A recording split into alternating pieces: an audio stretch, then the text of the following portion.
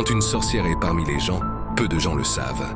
Dans le quartier de Missira, l'arrivée de la famille de Ntouma n'avait suscité aucune méfiance.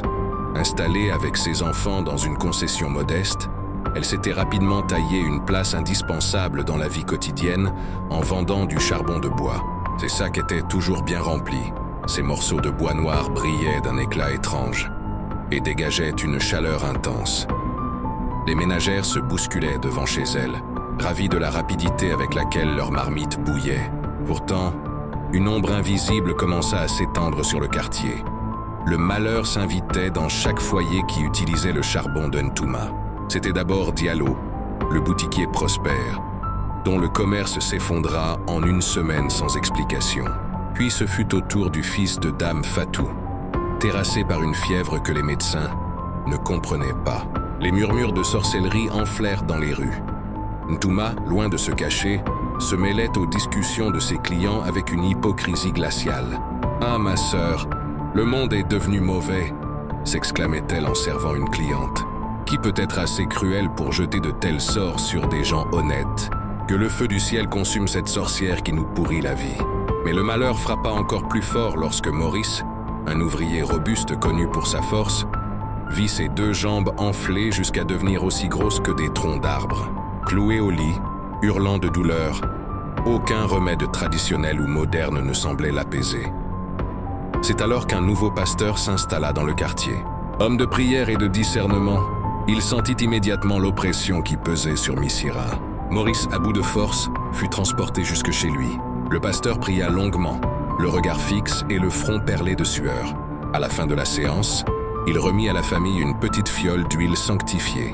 Lavez-vous les mains avec cette huile pendant 3 jours, et que chaque membre de la famille en passe sur les objets qui entrent dans votre maison, ordonna-t-il d'une voix calme. Le 3e jour, la femme de Maurice, ignorant encore l'origine du mal, alla acheter son charbon habituel chez Ntouma. En rentrant, elle se frotta les mains avec l'huile du pasteur avant d'allumer son fourneau. À peine la première étincelle eut-elle touché le charbon noir que le quartier fut secoué par un cri inhumain.